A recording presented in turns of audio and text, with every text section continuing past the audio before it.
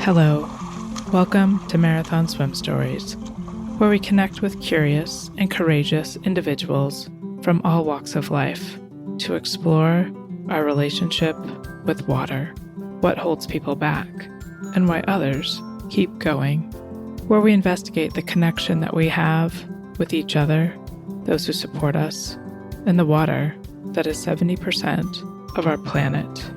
If you've ever stood at the edge of a body of water and wondered, you're in good company. I'm Shannon Keegan, mom, wife, marathon swimmer, swim efficiency coach, and founder of Intrepid Water, where I teach swim freedom, virtually, locally, and abroad. The freedom to get started, break out of your comfort zone, or shatter your preconceived notions of what's possible. Find out more at intrepidwater.com. Hello, Marathon Swim Story listeners. As 2024 is coming to a close, we're getting ready to have the best year yet in swimming and in life in the Swim Smart community on Mighty Networks. If you're looking for some support and encouragement as you spread your swimming wings and see where the water takes you, join us. Check out intrepidwater.com/community. I had an idea to swim 50 miles for my 50th birthday back in September of this year. Rather than jump on a plane and swim in a body of water that I'd only heard of, I thought I'd stay a little closer to home. Over the years, I've been inspired by several of Sarah Thomas's swims of big reservoirs in the U.S. and happened to live just a few hours from a huge body of water that provides 20% of the state's developed water to California, Shasta Lake. While it's known primarily for houseboating, a few years back, a few of my friends and I started scouting it out in the early season, and were thrilled to discover how swimmable it is before the houseboats take over on Memorial Day through Labor Day. Today's Marathon Swim Story is a deep dive with my crew. We were able to convene just a week after the swim. Everyone was still on a bit of a high, and as challenging as it can be to put together your own swim, I'm so grateful that I had the opportunity to surround myself with my friends for my 50th birthday swim. Huge shout out to houseboats.com, who provided our boat and a lot of support and encouragement. And if you would like to swim in the shoulder seasons in Lake Shasta, I highly recommend you reach out to them. I hope you enjoy today's deep dive episode. So I'm here today with my amazing crew from my Shasta swim, which was a week ago. We started swimming. So we wanted to give you a little bit of perspective on what happened out on my supposedly 50-mile swim that ended up being 36 miles in Lake Shasta. Don't forget to rent your boats from houseboats.com. A little shout out to Myron. So I thought we'd start with just some introductions. Let's go around. I'll say just in your name and I don't know how far you had to come, why you were interested in doing this, maybe a little short intro. Stacy, you want to go first? Yeah, I'm Stacy Cannon. I'm from Sherwood, Oregon, and I wanted to come because I love Shannon and I love anything that pushes the limits of what the body and the mind can do. I'm fascinated with human potential, and bonus was getting new amazing friends and having a really fun time. Awesome. Jocelyn? I'm Jocelyn Sanford. I live in Ashland near Shannon, and I've known Shannon for over a decade, maybe 2 decades. And I'm a swimmer, water polo player, and I just love being part of things. I personally would not be the swimmer, but I don't mind being the crew and helping out, and loved being on the boat with all these other great people. And I was telling Shannon on the way home, what an amazing crew we have. Just top notch. Yeah, I won the lottery for sure with you guys on my boat. Keen, you want to introduce yourself? Yeah, my name is Keen Mihata. I'm in Ashland, Oregon. I do triathlon, not long distance swimming. So this was a somewhat of an eye-opening experience for me. I wanted to see how this was done. I've run 50 miles, but I would never even consider swimming it. So it was fun to be part of this group. Thanks for letting me join in. You're in forever, Keen. You're stuck, as far as I'm concerned. Todd, do you introduce yourself? Sure. I'm Todd Lantry. I'm a swimmer in Ashland, Oregon. I've known Shannon and swam with Shannon and crewed for Shannon on various things about as long as Jocelyn has.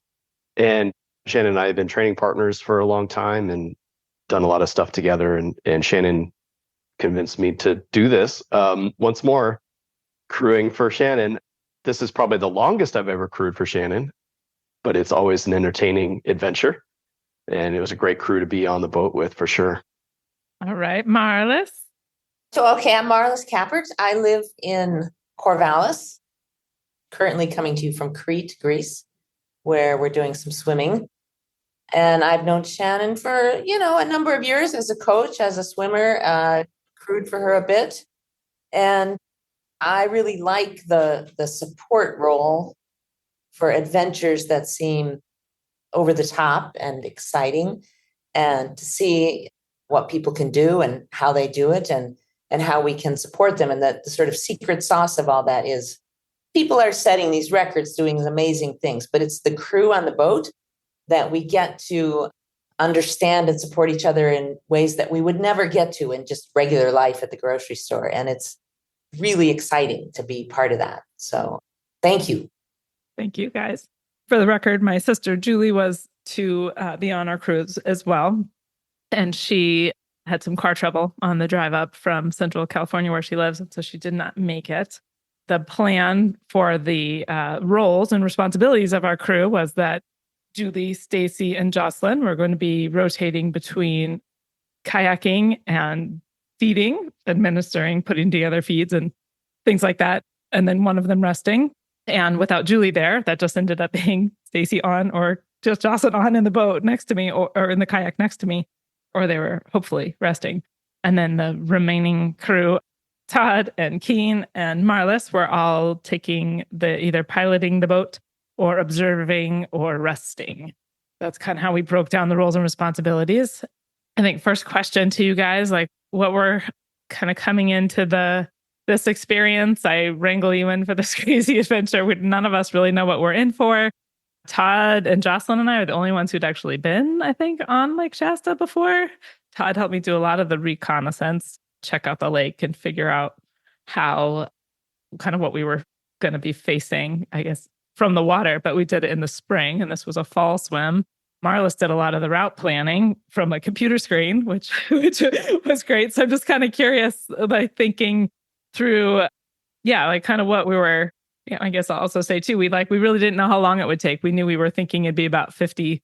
We wanted to shoot for 50 miles. We weren't sure how long that was going to take because we weren't sure the water levels or what the route was going to be like or various other things. So there was a lot of unknowns. So we all went in just not knowing much and just going for it. So let's start with what were some things that you were maybe worried about that didn't end up being a problem? Let's start with that. I didn't really have much expectations because I've never done this before. So for me, I was just along for the ride, it felt like. So I didn't really have any expectations that didn't happen, shall we say. Whatever I was experiencing and doing was how it should be, right? For the first time. Did anybody have any kind of surprises or, I don't know, along that front? I don't know that they were surprises, but I think the thing I was thinking about, both swimmer safety and boat resilience, was starting at night and going through 2 nights and not really knowing the resource, not knowing the lake, not knowing the topography, not knowing the coastline, knowing that we were going to be basically going blind was something I thought a bit about, and would say in the experience of it, that was probably the hardest. Where are we going? Is this right? And Keen and Todd were both great at mapping, which helped a lot. But there was a fair amount of just sort of feeling our way that was, if I were to do it again, I might feel better if I had that experience ahead of time, or had more understanding of the lake before I just jumped in at midnight. Yeah, that's interesting. We should probably mention that too. So why start a swim at 10 o'clock at night, right? That was one of the things that, it was, if we had to do it again, would be better off starting in first thing in the morning. Any other time of day when there's light. It's a long time. It's a long time to have disrupted sleep and trying to navigate spotlighting in the night. There was a lot of, I wouldn't say a lot, but there were moments of, where are we headed exactly? And I mean, this was kind of one of those swims where it was like, well, where we go is where we go. It just is. But at the same time, where's that point? Are we going to run into it? And it's pitch black out and we have spotlights, but had we had a little more daylight time, 2 days instead of 2 nights, might have cut down on a lot of that sort of extra concern. The other thing that I was concerned about going into it was, thanks to houseboats.com and Jones Valley Resort for providing a boat for us, I was concerned about the reliability of a boat. You just never know when you have a boat that you just don't know. As a boat owner myself, I try to take good care of my boat, and I know when it runs and when it might have issues. And having done a lot of scouting on that lake, I had pretty good, and I've been to that lake many times and have a pretty good sense of the lake, although things change quite a bit when it's pitch dark. But, just what happens if the motor goes out in the middle of the night? That was a concern I had. Thankfully, we didn't have to worry about it. The boat ran like a top, so that was fantastic. And we had plenty of fuel. We brought extra fuel that we didn't really need. So that was fantastic as well. There were some concerns about just transportation that we didn't have to end up worrying about at all. Yeah, let's talk just a minute on the boat, just because you've been on the boat. Like when you were on my Tahoe swim, you were on a boat. And just like, how was the patio boat for you? Like the deluxe patio boat? Let's just give a shout out to houseboats.com for that. Like, how was that size-wise, room-wise? How did it, work for driving? And we had wind. It actually tracked really well. I think it drove really well. I mean, Marlis and Keen pitch in, but I think it was a great solution. I wish it was a little bigger. If we had any more people on the boat, if we had Julie or perhaps, another couple people, it would have been quite crowded. We had a lot of stuff on the boat and the sleeping arrangements were tight. Somebody had, on a bench that was just barely wide enough for a body to lay on, and somebody on the floor.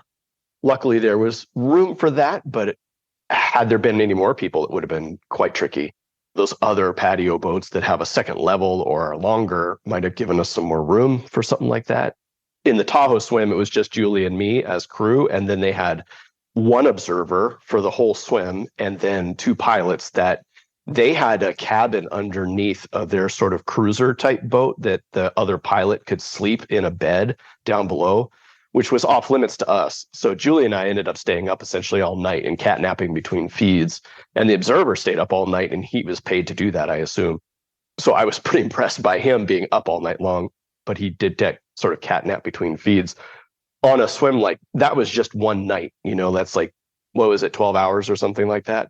But a swim like this, you can't sustain that. So if we were to have a larger crew, I think we would need more space. Patio boat platform worked well, I think. It's super stable. So getting on and off with the feeders wasn't an issue. No one was rocking around or anything. So that part worked well. I was concerned about turning the engine off ever because I didn't know if it'd ever start up again. But we never did, really. We just put everything in neutral the whole time until the very, very end. And around like Todd said, like a top. So, yeah.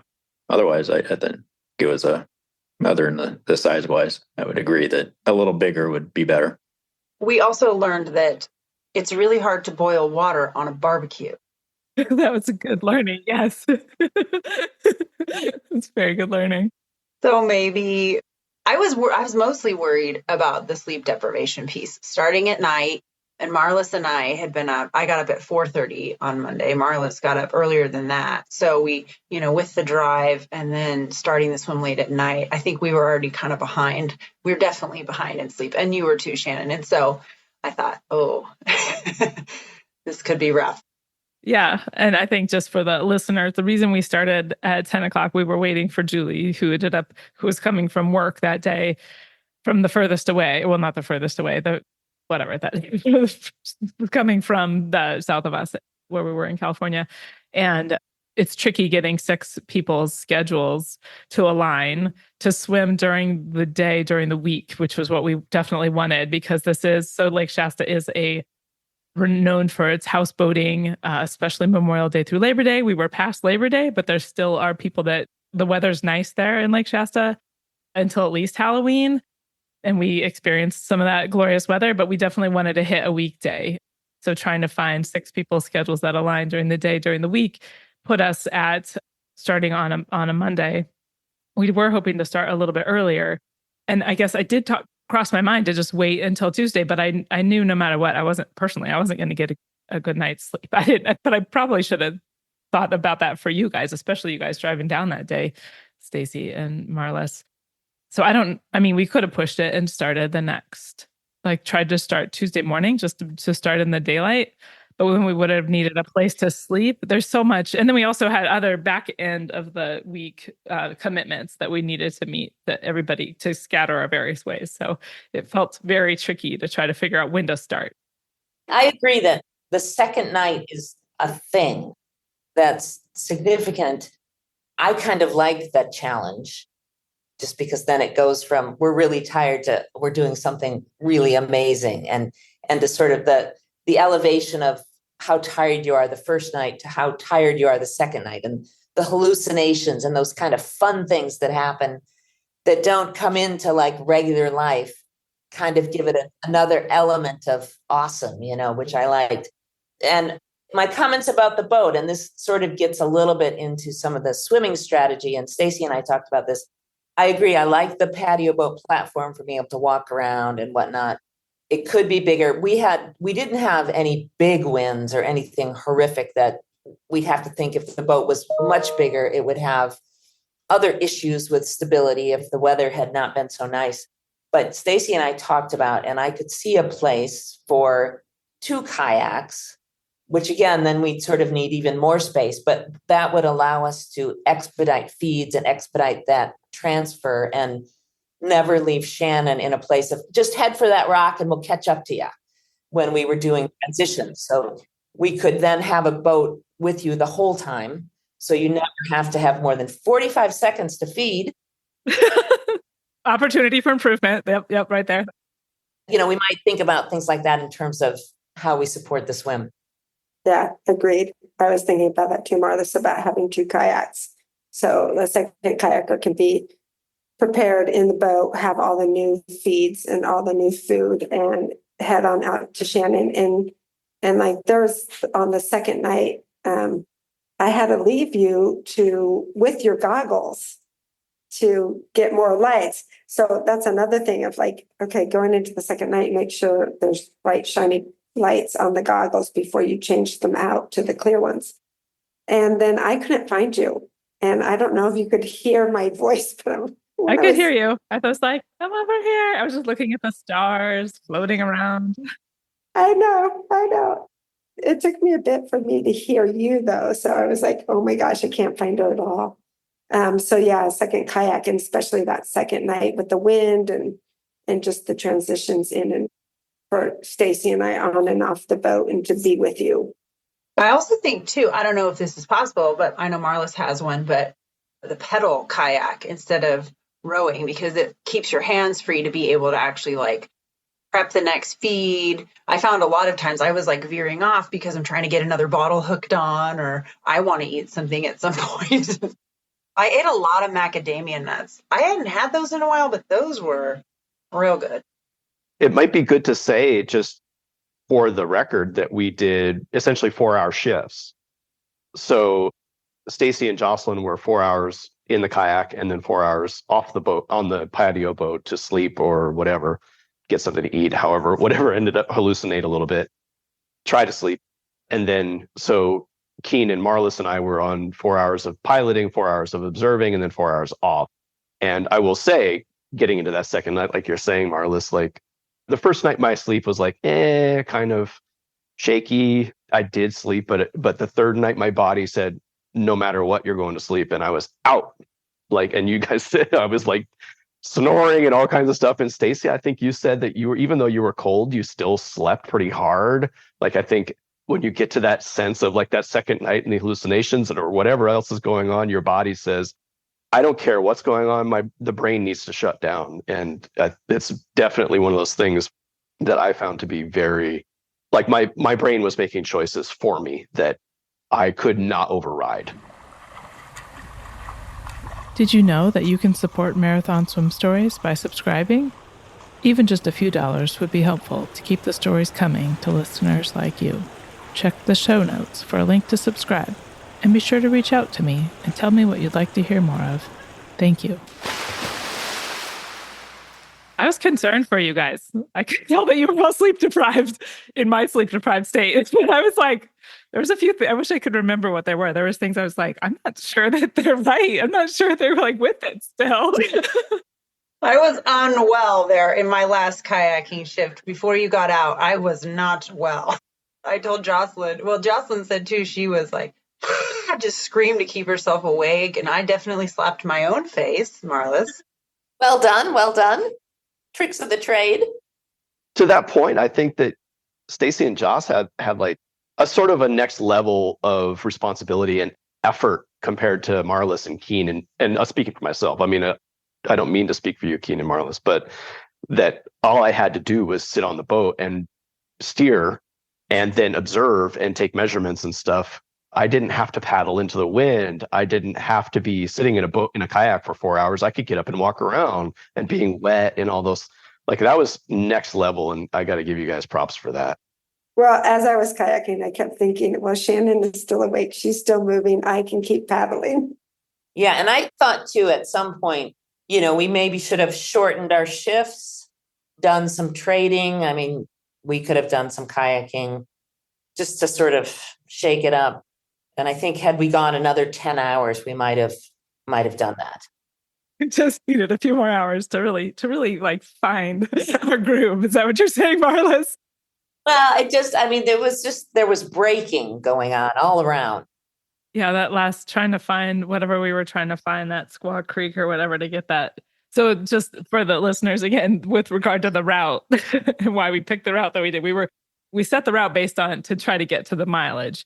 And in retrospect, it was what it was. But there was definitely a time after the second turn at Gooseneck Island where I did not effectively communicate that I would have been fine just swimming back to the resort and have set a route on Lake Shasta. And I did not effectively communicate that to the team. And so they kept us marching on the route that we'd identified. And that involved, especially at the night, trying to like feel our way around the Shasta coastline. I mean, what were we doing? And I was disoriented, and I felt like I just kept seeing lights shining on the shore. So I'm like, did they want me to walk? Like, what is going on? So there was a lot of, what do we do? What's going on here? And me in my head just wanting to be like, let's just go back to the resort. But never did those words exit my mouth. Yeah, I can remember you saying, like, I just want to go back. And I was just thinking you were just like, you were in a dark space mentally. And I said, yeah, I know. Yeah, we will. I just thought, oh, okay. I know. I get it, And then also it was like, yeah, that second night in the dam, I don't know what was happening. I think we all were in our own personal situation as we approached the dam. I was hallucinating pretty bad at that point. And I think Shannon was too. I mean, you were talking about crochet. I didn't see that. There were these like very interesting like crystalline structures coming up out of the water to the tune of like, at one point I was like trying to like move my arm around it. So it's definitely, I think it might have actually been like a weed or something, because we were right by the shore at that point. But in my mind, it was like this crystalline snowflake that was up like on I don't know, something sticking up out of the water. There you go. And just how interesting looking for that last boat ramp. It just didn't make any sense. I mean, it was dark, wasn't seeing well anyways, but we went into like a canyon. It didn't seem like there was anything there. Didn't we? Yeah, it was. It's a little cove, but it wasn't oriented. Like, it was a ramp on the side versus a straight boat ramp, which seems a little odd, but that's how it was. And we could see the dam for how many hours? And then by the time Marlis was finally like, okay, if you want to go to the boat ramp, it's an hour away that way. And are you sure you want to swim an hour to the boat ramp versus, I don't know what the other option would have been. But how long did we see that dam for? A long time. Quite a while. Yeah. Long enough for a Civil War reenactment. I could have sworn that's what I was seeing happening on the dam. Civil War reenactment. At 2 a.m. But Jocelyn said she saw animals, so I wasn't the only one seeing things. Definitely saw something in the light on the shore. And I was thinking too, I hope we don't have to go on shore yet, because I was going over there, but I don't want to be near it. And then we hit the wind, turning that corner. That was something that was unexpected, I thought, going out of the southbound out of the Sacramento Arm into the wind for hours, probably close to 6 or 8 hours of headwind in the middle of the night. That was not supposed to be like that. Or maybe it always is and we just didn't know it, but that was unexpected. Yeah, because with the recon trips that Todd and I have done down there, we always knew that the McLeod Arm was renowned for being windy. We talked to people at the marina, or just like, no, it's always windy on McLeod. Unfortunately, we got a beautiful push out of the McLeod Arm. I don't remember there being wind on the way up, but on the way out, I felt like I was flying. It was very fond part of the swim when I think back on it. But yeah, I didn't realize it was 6-8 hours of wind against us coming out of the Sacramento Arm. I felt I was like, oh, we must be getting to the big part of the lake, is what I was telling myself in my head. That's why it was getting kind of bigger. But I remember in the McLeod Arm thinking, wow, this was a good choice to do this like this, because it did what we thought it was going to do and it worked out great.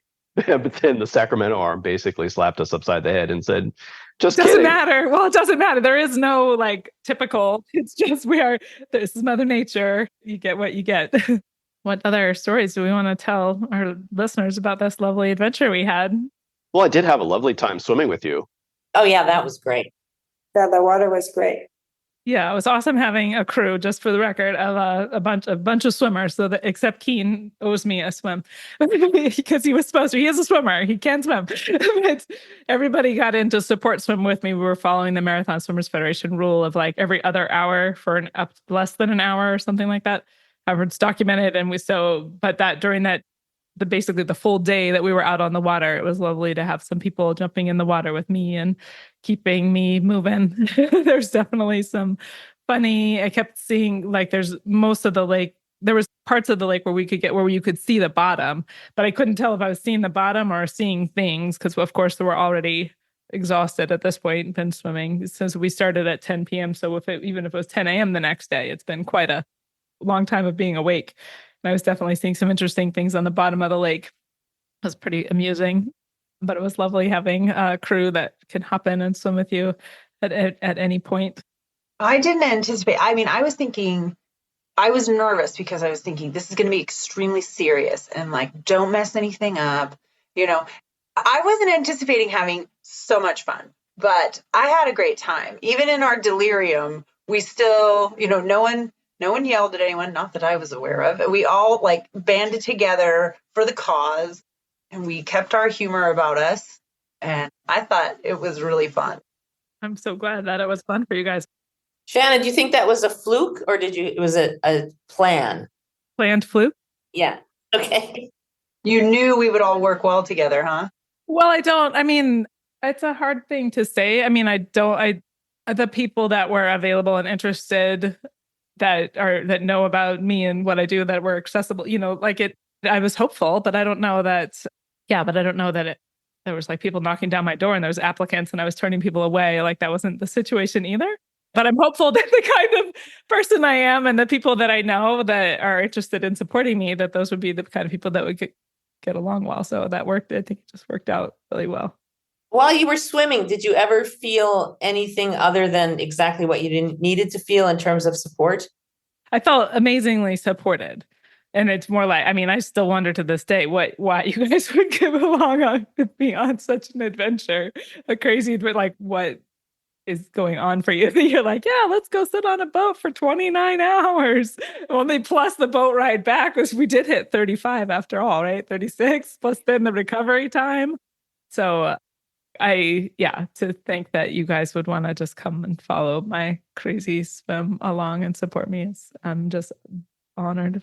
It's amazing. I was curious about that too, as a crew, and our first time crewing all together. Like, how could we have improved how we were serving you and just in those ways? We think we all just kind of stumbled into it as far as like the keeping the swimmer moving, like having that other person or a second kayak, whichever that would be. So that, because there was like at least three times I remember just floating, looking at the stars and just enjoying the moment, but also knowing I'm not making progress at those times and I'm just floating. And sometimes there was a couple times it felt quite long.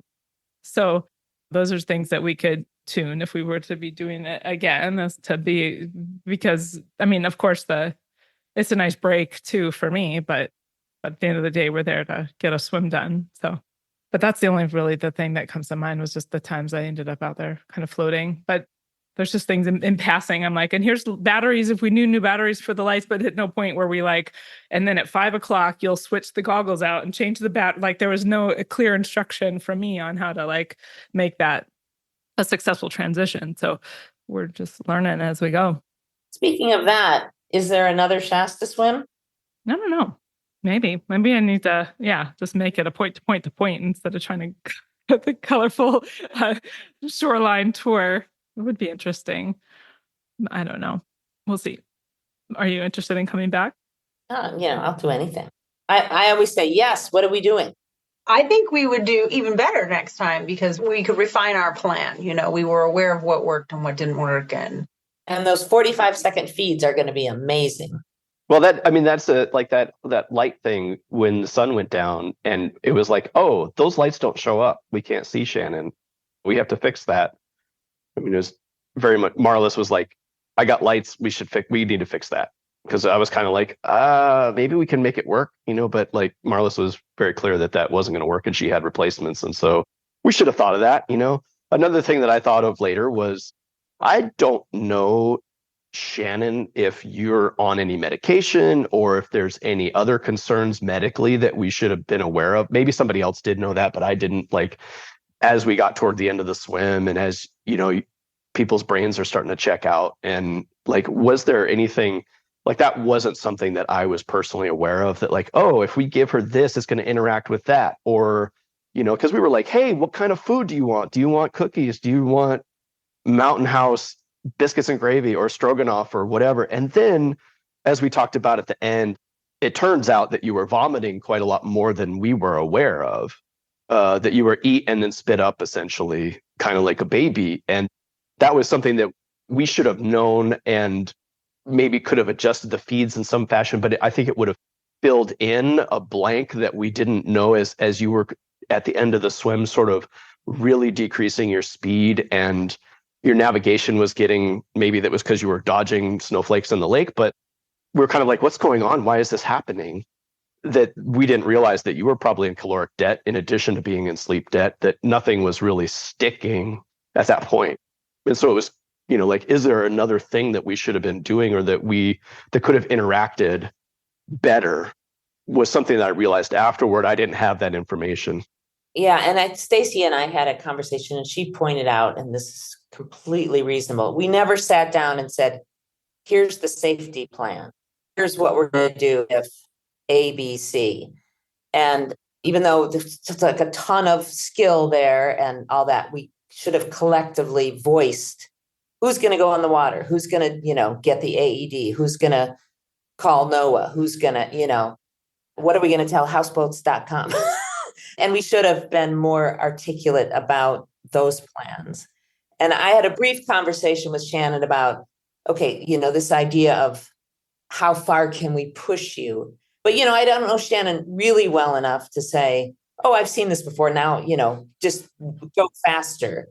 And I mean, I think I have a little more experience with Shannon, which will be helpful and we'll put it in the data bank. But, things are going to change and whatnot. And I think understanding that, I mean, I think it all ended as it was going to end, but whether we could have done something en route to predict things or change the course a little bit or have better communication, we could have practiced.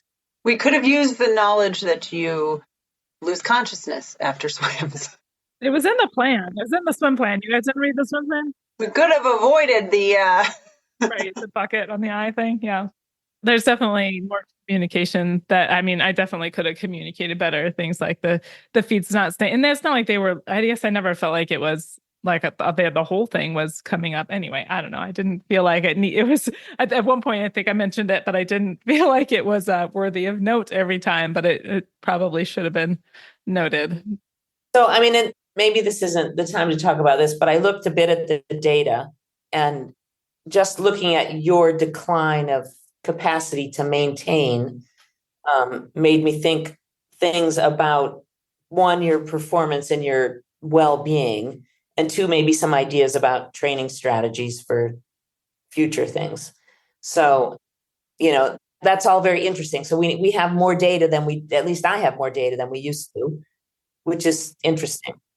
Yeah, you can't learn if you don't. I've been contemplating this notion of failure, just because, like, what is failure really? And you kind of have to fail in order to gather data and come back with a better plan to do something different. So, not to say that I went into the swim like planning to, it wasn't just necessarily an information gathering mission anyway, but it was, I had no idea what was going to happen. But there's a huge amount of surrender that goes into anything like this. You've no idea whether you're going to be able to pull it off. So you just go and try, and you surround yourself with people to see what can happen. So certain I've surrounded myself with the exact right people to go collect a whole bunch of data. So thank you for that opportunity.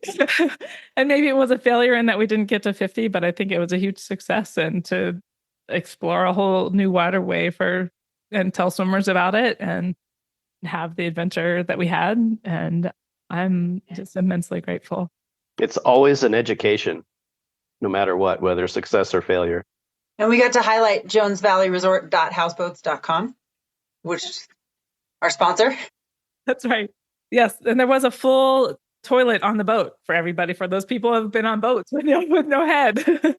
And a full shower. Let's not forget the shower. That's the deluxe. Absolutely. The toilet was a great thing to have. It's critical. And 2 sinks and a barbecue. And a grill. Yeah, next time we'll sit a camping stove on top of the grill and use that instead. But we've learned some things, and we'll increase our ability to get better coffee on board. Yes. That was a misstep.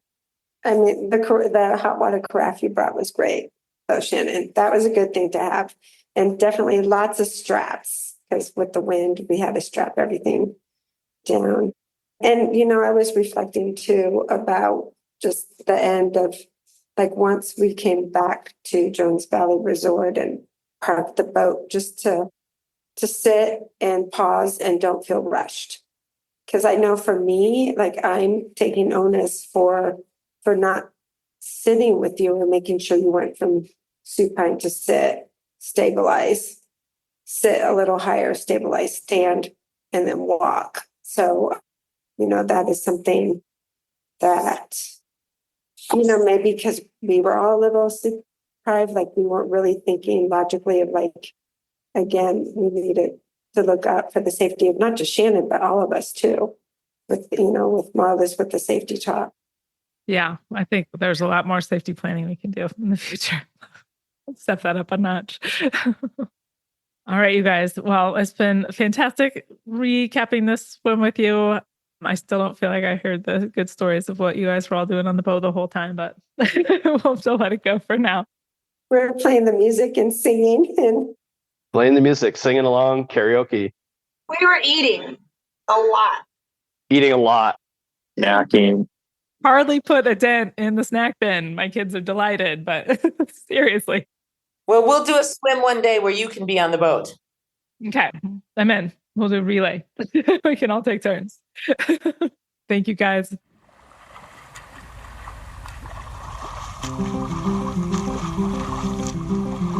I hope you enjoyed today's episode. If you were inspired by even just a moment of this story, please share it with a friend. You never know what might push someone out of their comfort zone so that they can find out what they're capable of. And please leave a review with your podcast provider. It truly helps others discover the raw and honest stories of these amazing endurance swimmers. Thanks for listening.